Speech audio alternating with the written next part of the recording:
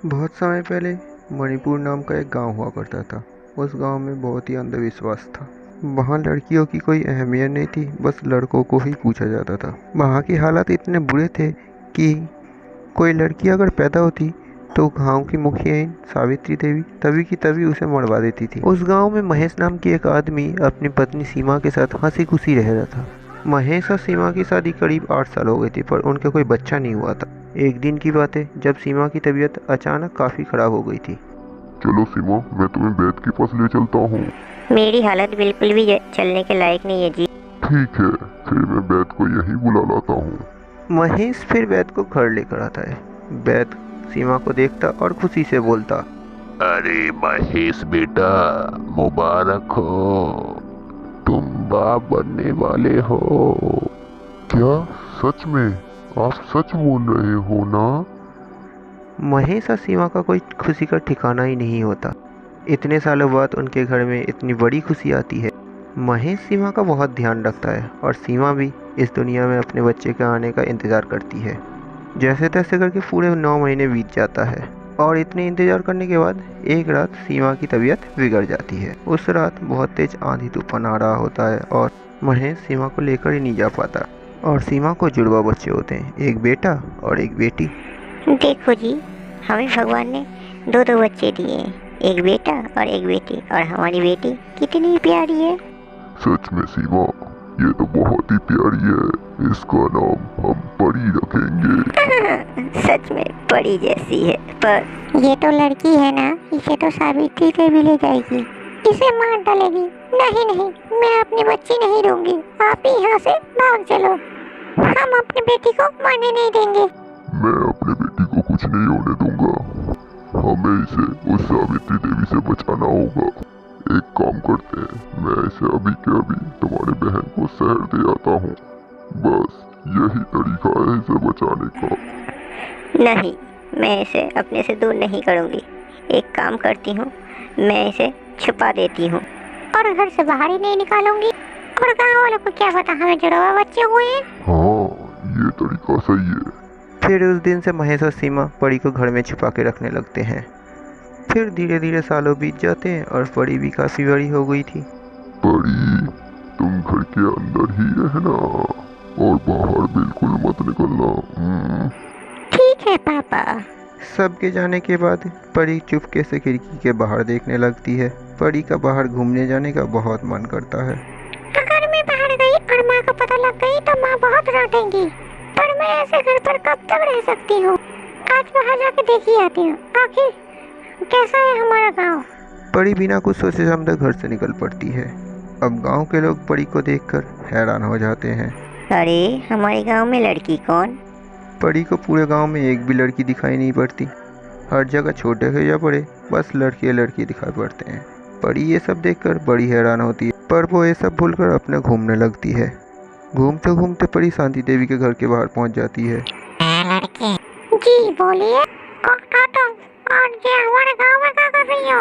मेरा नाम परी है, मैं ये पास में ही रहती हूँ। वो शांति देवी है ना, बस उनसे बचाने के लिए मेरी माँ मुझे घर से बाहर ही नहीं निकलने देती। शांति मन ही मन गुस्से में लाल हो जाती है। उसे समझ ही नहीं आ रहा होता है कि उससे बचाकर आखिर किसने एक लड़की को घर पे छुपा रखा था। शांति देवी परी से उसके माँ बाप के नाम पूछती है और परी को वहाँ से जाने देती है।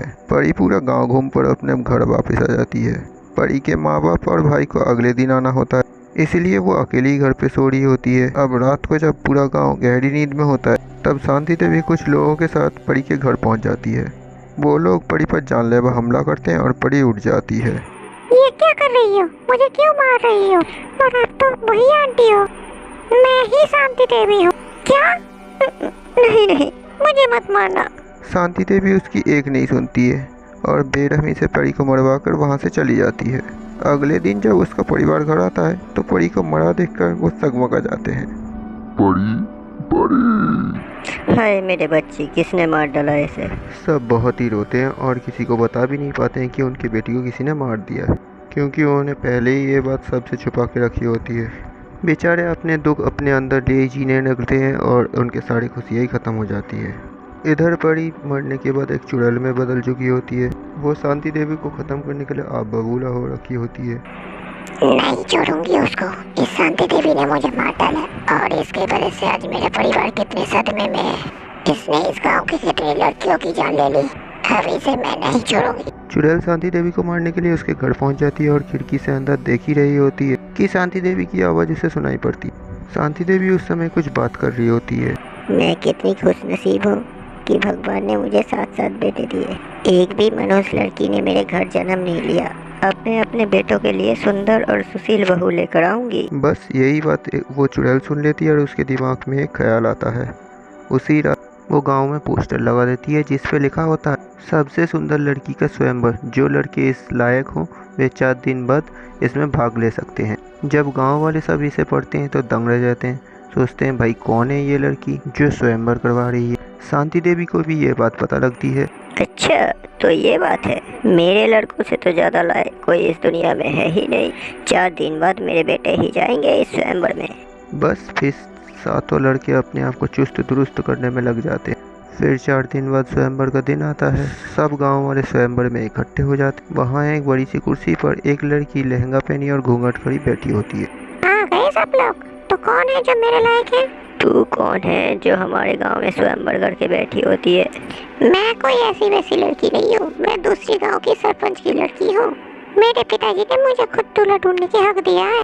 8 गांव में देख चुकी हूँ, मुझे पसंद नहीं आया तो आज इस गांव में देखने आ गई थी। यहाँ कोई मर्द है या यहाँ पर भी सब ऐसे ही है लड़की मेरे बेटों को कुछ ना बोली।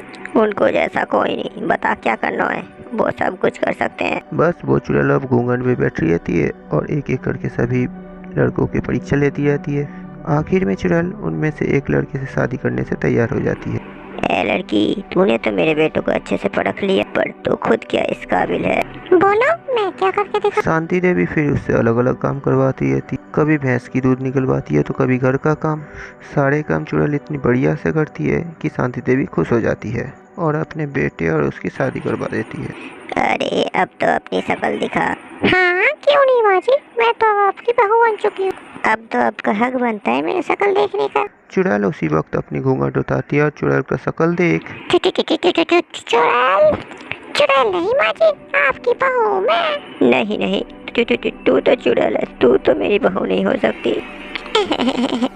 अब मैं ही तेरी बहू और अभी तेरी साथ तेरे घर जाऊंगी। मुझे तो क्या कोई नहीं रोक सकता, और अगर रोकने की कोशिश करी तो तेरी जान ले लूंगी। शांति देवी डर जाते हैं और उसके साथ गांव वाले भी। अब वो चुड़ैल उसके साथ उसके बहू बनकर घर जाती है और उसी रात अपने सबसे छोटे देवर की जान ले लेती है। शांति देवी और सारे गांव वाले की आंख फटे की फटी रह जाती है। शांति देवी जोर से चिल्लाती है, हाय मेरा लाल, मेरा बेटा। शांति देवी उधर अपने बेटे को गोद में लिए रो ही रही होती है जब तक चुड़ैल दूसरे बेटे की गला मरोड़कर मार देती है। गांव वाले सब देखते रह जाते हैं और चुड़ैल एक एक करके शांति देवी के सारे बेटों को ऐसे ही दर्दनाक तरीके से मार डालती है। हाय मेरे बेटे, ऐसा क्यों किया मेरे साथ, क्यों मार डाला? ताकि तुझे समझ आए कि तू जब औलाद को और किसी की बेटियों को उसके माओ के सामने मार डालती तो उनको कितनी तकलीफ होती होगी। तूने इस गांव में एक बेटी भी जीने नहीं दी, तुझे अपने बेटों के लिए बहू चाहिए। अरे जब बेटियां ही जिंदा नहीं रहेगी तो बहू कहाँ से आएंगी और बेटे ही कहाँ से होंगे? बेटी तो किसी को चाहिए ही नहीं होती, सबको लड़का चाहिए। और तुझे इन सब से क्या लेना देना? आज तक इस गांव का कोई आदमी ये बात ना बोल पाया मुझसे, क्योंकि मैं इस गांव की बेटी हूँ जैसे मेरे माँ बाप ने छुप कर पाला था, पर बड़े होते तूने मुझे मरवा डाला। आज मैंने अपना बदला ले लिया, अब ना तेरे पास औलाद रही और ना हो सकती है। तो ऐसे ही तरफ जैसे ये गाँव हमारे दर पे है। चुड़ैल ये सब कहकर वहाँ से चली जाती है और गांव वाले ये सब देखकर बड़े खुश होते हैं। और तभी वहाँ एक दाई एक बच्ची को लेकर आती है। उस शांति देवी वो बिमला है ना, बिमला ने एक बेटी को जन्म दिया। जन्म देते ही बिमला तो मर गई और बाप इसके पहले ही मर चुके हैं। अब इसको लो और मार डालो। नहीं नहीं, मैं ऐसा कैसा कर सकती हूँ? इतने सालों से जो पाप करते आई हूँ, आज मुझे मौका मिला है उसका पश्चाताप करने का। मैं पालूंगी इसे और अब से इस गांव में कोई हत्या नहीं होगी।